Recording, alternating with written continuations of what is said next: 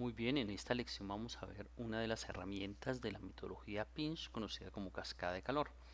En la medida en que se buscaron nuevos métodos que no requirieran la realización de las gráficas de las curvas compuestas, aparece esta metodología. Recordemos que la metodología Pinch básicamente busca desarrollar em, los pasos iniciales que permitan la construcción de una red de intercambiadores de calor que logren hacer que las corrientes calientes y las corrientes frías que ingresan a dicha red logren sus objetivos de temperaturas de salidas con el mismo consumo tanto de servicios auxiliares de enfriamiento como de servicios auxiliares de calentamiento.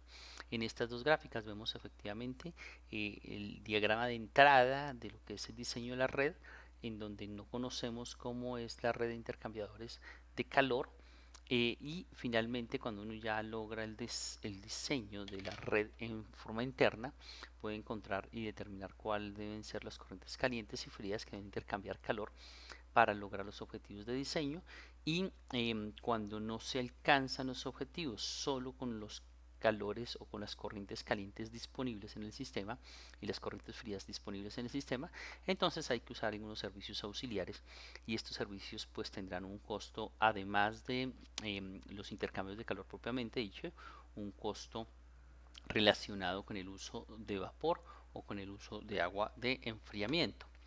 La cascada de calor entonces es una metodología que se empieza a aplicar a mediados de los años 80, y para poder ejecutarla toca evidentemente extraer la información, reconocer qué corrientes son calientes, qué corrientes son frías, tener un diseño a un grado de madurez que permita ya determinar las composiciones, las temperaturas de todas las corrientes y por lo tanto sus propiedades termodinámicas.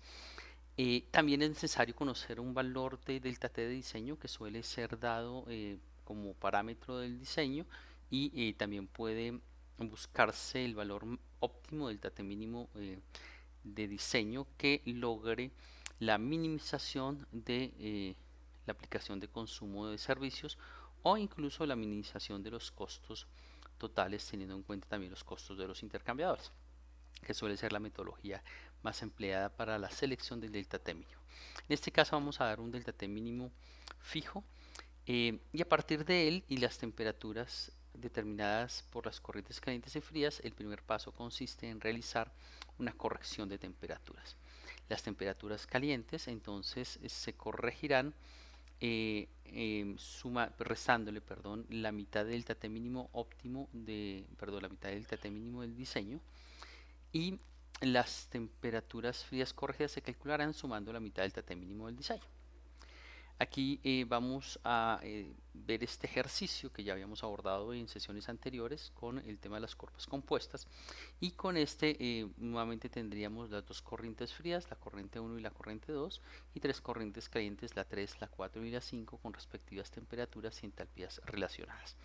El paso cero básico siempre va a ser la determinación de la extracción de la información dentro del diagrama o del proceso, ¿no? En este caso extraeríamos la información de las temperaturas iniciales y finales de las corrientes calientes y frías, como también su entalpía, y calcularíamos el flujo de capacidad calorífica como vimos en clases anteriores, obteniendo una tabla como esta en donde aparecen todas las corrientes, las temperaturas iniciales y finales, los flujos de capacidad calorífica y los flujos de entalpía. Una vez se tiene esta información, el siguiente paso corresponderá al ajuste de las temperaturas. Entonces, como ya habríamos visto, para un delta T mínimo determinado, en este caso 20 grados Celsius, se tendrá que sumar la mitad del delta T mínimo a las corrientes frías y restar la mitad a las corrientes calientes, con el fin de obtener las temperaturas corregidas. Aquí vemos las temperaturas iniciales y finales de cada una de las corrientes, y aquí ya aparecen las temperaturas corregidas. Evidentemente vemos que las frías aumentan en 10 grados debido a que el delta T del diseño es de 20 grados Celsius, mientras que las corrientes calientes van a tener una reducción en su temperatura de 10 grados Celsius, como se puede apreciar aquí, debido a que el delta T mínimo del diseño es de 20 grados Celsius. El objetivo de este ajuste de temperaturas teóricamente correspondería a buscar que en una hipotética gráfica temperaturas en entalpía que no se suele construir en esta metodología, lograse hacer que las corrientes frías bajasen y las corrientes calientes subiesen hasta encontrar un punto en donde se tocasen, y este punto corresponderá al punto pinch. Así que la metodología matemáticamente usa estas temperaturas corregidas para buscar el punto pinch utilizando los cálculos. El siguiente paso corresponderá a realizar una serie de ordenamientos de las temperaturas corregidas desde la mayor hasta la menor, ¿no? Es en orden descendente. Este orden descendente tiene una razón de ser que tiene que ver con el hecho de que es posible entregar calor excedente en etapas superiores de temperatura hacia corrientes que se encuentran a menor temperatura hacia abajo, como ya vamos a ver en un proceso llamado cascada de calor que le da origen al nombre del método, ¿no? Básicamente colocamos todas las temperaturas corregidas, absolutamente todas, sin importar si son calientes o frías, desde la mayor temperatura, que sería 210, hacia la menor temperatura, que sería 30. Entonces, por favor vayan siguiendo el ejercicio, tomen nota de los datos, si quieren pueden pausar el video para hacerlo, y organicen las temperaturas. Las temperaturas entonces ya organizadas deberán quedar de esta manera, desde 220 hasta 30, y el siguiente paso corresponderá a indicar con una serie de flechas las corrientes que están relacionadas con los diferentes saltos de temperatura.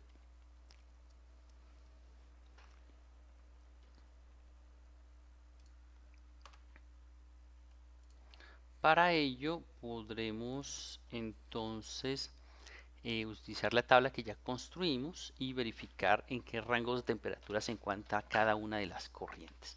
Por ejemplo, la corriente 1, que es una corriente fría, y tiene que iniciar una temperatura corregida de 50 y terminar en 190, como vemos acá. Empezaría en 50 y subiría hasta 190, por eso la flecha va hacia arriba. Lo mismo ocurría con la corriente fría número 2, que inicia en 70, temperatura corregida, y termina en 190, es decir, esta flecha, corriente número 2. La corriente número 3, a ser caliente, iniciaría en 210 y terminaría en 110, como lo vemos acá. La corriente número 4 iniciaría en 130 y terminaría en 70. Y la corriente número 5 iniciaría en 90 y terminaría en 30, tal como lo vemos acá. Esta representación de las corrientes de proceso permitirían saber en forma inmediata y muy fácil qué corrientes se encuentran en cada salto de temperatura corregida. Entonces, por ejemplo, en el primer salto solamente se encuentra la corriente 3, mientras que en el siguiente salto, entre 190 y 130, se encuentran las tres corrientes 1, 2 y 3.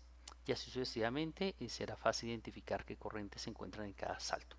La siguiente fase, a la cual pasaremos después de que ustedes realicen esta tablita con su gráfica de las corrientes calientes y frías en sus apuntes, corresponderá al cambio del salto entálpico. Este cálculo de salto entálpico o calor básicamente se creará generando una serie de cajillas o de cajas al lado o adentro entre las dos temperaturas corregidas. Representará el salto de entalpía que existe en ese sistema para ese salto de temperaturas corregidas. Lo que hay que hacer entonces básicamente es que dentro de esta caja se hará el cálculo de la entalpía del salto térmico. Para ello vamos a sumar todas las entalpías de las corrientes calientes y se les vamos a restar a la sumatoria de todas las entalpías de las corrientes frías. Perdón, entalpías no, flujos de capacidad calorífica de las corrientes calientes y flujos de capacidad calorífica de las corrientes frías. Y el resultado se multiplica por el salto térmico corregido específico. Por ejemplo, para el salto entre 210 y 190, lo que tendríamos que hacer es verificar qué corrientes existen entre esas dos temperaturas. De acuerdo a la gráfica, solamente existiría la corriente 3, y por eso aquí en el cálculo se usará el flujo de capacidad calorífica de la corriente 3, que será 0.75. No habrá más flujos de capacidad calorífica, esto está en kilovatios por grado Celsius, y se multiplica por el salto de temperatura, que es la diferencia entre 210 y 190, para dar un total de 15 kilovatios. Ese valor de 15 kilovatios estaría indicando que en este salto de temperatura tenemos un excedente de entalpía o de flujo entálpico, para ser exactos, de 15 kilovatios de energía. Bien, vamos a ver el segundo. En el segundo caso tendremos tres corrientes de proceso. La corriente 3, que irá con un valor positivo de 0.75, mírenlo acá, y las corrientes 2 y 3, que tienen valores de 1.5 y 1 respectivamente, que irán con valor negativo por tratarse de corrientes frías. Entonces se hace la sumatoria y restas de los flujos de capacidad calorífica, y se multiplica por la diferencia en el salto de temperatura entre 190 y 130, que son 60 grados Celsius, para encontrar que este salto entálpico es de menos 105 kilovatios.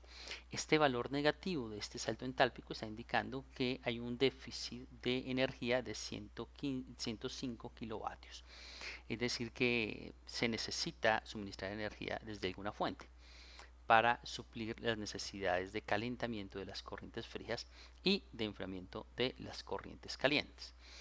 Y sucesivamente se repiten los cálculos exactamente igual para cada uno de los saltos de temperatura.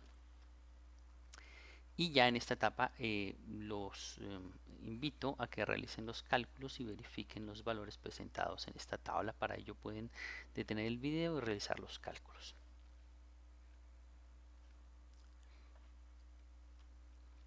El siguiente paso corresponde al cálculo de calor acumulado. Ese calor acumulado básicamente corresponde al cálculo de la cascada de calor, el calor en cascada. Y lo que se hace es que para el primer valor de temperatura, directamente al frente de la temperatura, se colocará un valor de calor y asignaremos un valor de calor de cascada de 0 a esa temperatura. Luego, a la siguiente temperatura hacia abajo se le asignará un valor de calor que corresponderá al valor de cascada de la sección inmediatamente encima de él, más el salto de entalpía correspondiente al salto de temperatura, en este caso 15 kilovatios, para dar un total de 15 kilovatios para el Q1, que va emparejado con la temperatura T1 corregida. Bien, en el siguiente paso se repite el procedimiento, es decir, que este 15 se le suma el valor de salto entálpico, que en este caso es menos 105, para dar menos 90, y así sucesivamente hasta el final. La idea es que ustedes realicen los cálculos y verifiquen que los valores de las calores de cascada corregidos están bien en la representación gráfica que estoy mostrando, y de paso también practiquen la metodología. Básicamente lo que se busca con la cascada de calor es poder entregar calores que existan en superávit en las partes superiores, que están a mayor temperatura, hacia deficiencias energéticas que puedan existir en la cascada hacia abajo en la temperatura. Y esta es la razón por la cual el ordenamiento de las temperaturas desde el principio se hace desde la mayor temperatura corregida hacia la menor temperatura corregida. Entonces los invito a pausar el video, a realizar el cálculo y verificar el valor de los calores corregidos.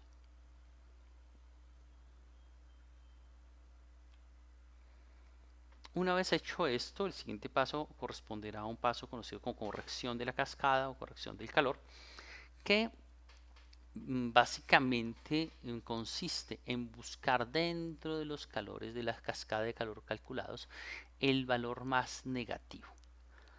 Entonces se busca el valor más negativo. Ese valor más negativo se tomará como valor absoluto en el siguiente paso y se sumará al valor de la cascada para obtener el valor del calor de la cascada corregida. En este caso el valor más negativo es menos 115, que al sumarlo con el valor de 0 del primer valor de calor corresponderá a 115 positivo, y luego ese 115 positivo se le sumará a todos los valores de cascada de calor para obtener la cascada corregida. Por ejemplo, aquí tenemos 15 más 115 como valor absoluto nos daría 130, y así sucesivamente. Esto hará que primero que todos los valores de las cascadas corregidas sean positivos. es un paso importante y fundamental en este método. Y segundo, que el sitio en donde se tenía el valor más negativo del valor de la cascada de calor, pues que quede con un valor de 0.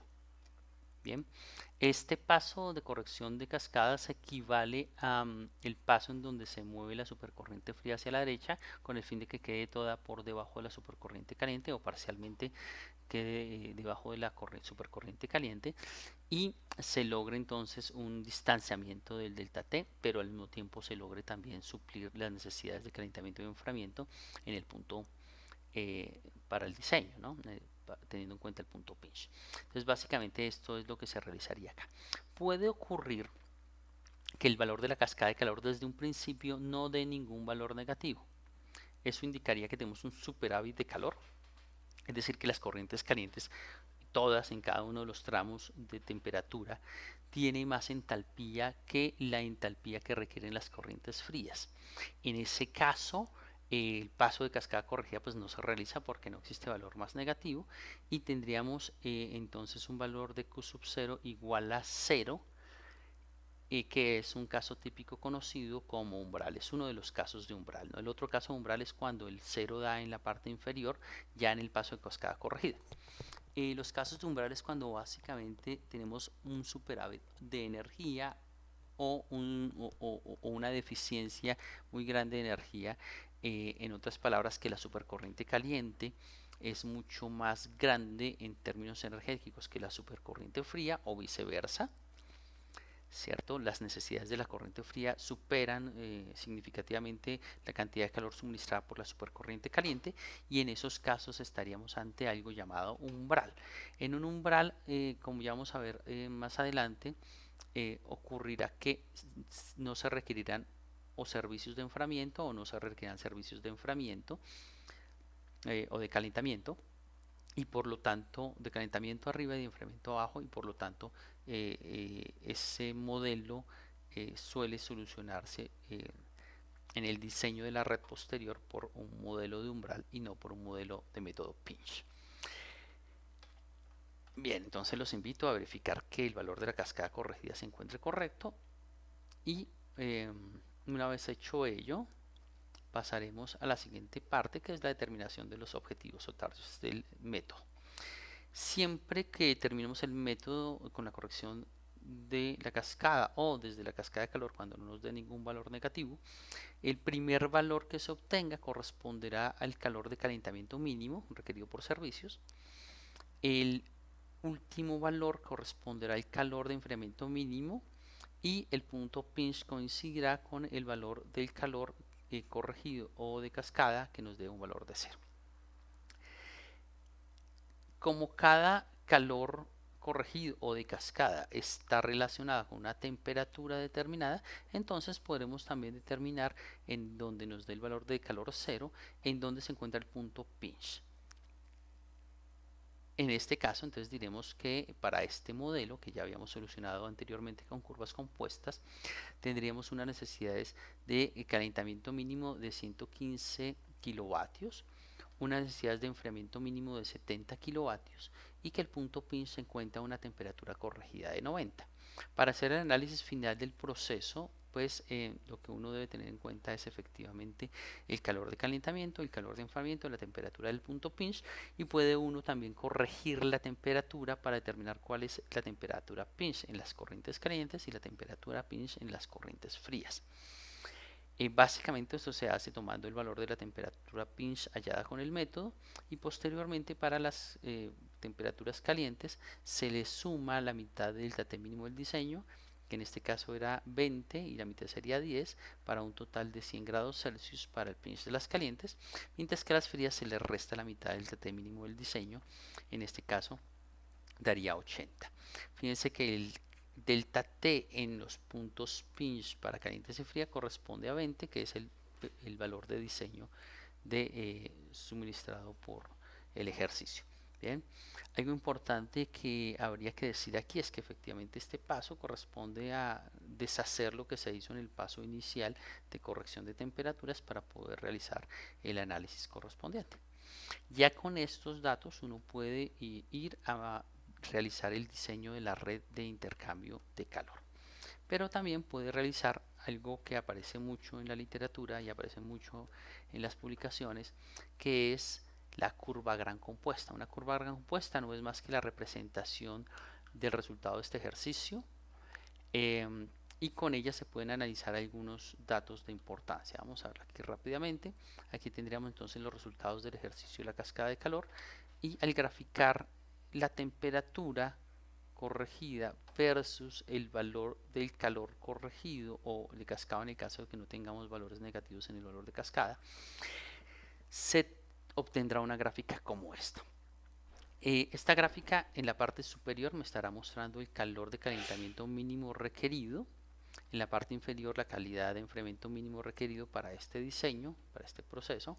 Y el punto en donde toque la línea de temperaturas, es decir, para el valor de entalpía 0, corresponderá al punto pinch. Bien, y ahí con la gráfica se pueden ver estos diferentes aspectos. También se pueden determinar ciertas cantidades de calor que deberán integrarse, que corresponderán a estos calores representados en estas líneas, ¿cierto? Pero generalmente la cantidad de calor integrado se calcula tal como ya habríamos visto en la clase pasada, ¿no? Tenemos entonces la cantidad de calor, calentamiento mínimo, la calidad de enfriamiento mínimo, y tendríamos el punto de la temperatura pinch. En otros casos puede ocurrir que haya dos o más puntos pinch. Allí no habría problema, es simplemente que en la representación gráfica mostraría dos o más puntos pinch, y el diseño en últimas tendría que hacerse de acuerdo al número de puntos pinch que tenga el modelo. La curva gran compuesta entonces nos mostrará las 3 reglas de oro del método pinch, que son que generalmente no debe existir servicios de calentamiento, de enfriamiento arriba del pinch, es decir, que solamente debe existir servicios de calentamiento arriba del pinch, no abajo del pinch.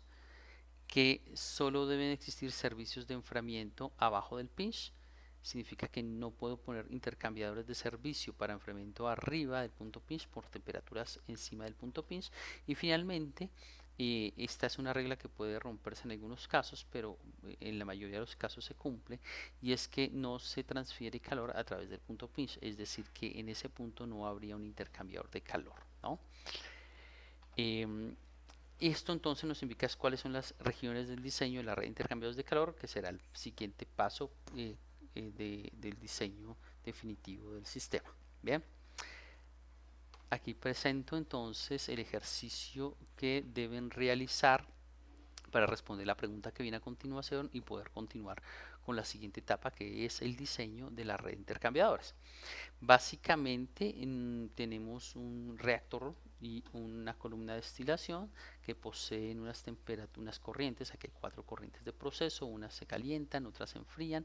Aquí se encuentran los valores de entalpía de cada una de las corrientes, y la idea es que ustedes sigan paso a paso lo que hemos visto en este video lección, con el fin de poder obtener por medio de la metodología de la cascada de calor el valor de calor mínimo requerido en servicios, el calor de enfriamiento mínimo requerido también en servicios de enfriamiento con agua, ¿cierto?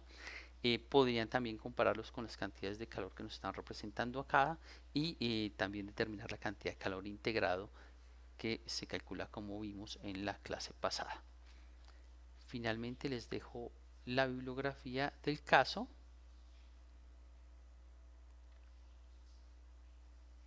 para aquellos que quieren profundizar sobre este tema de integración térmica con la metodología pinch.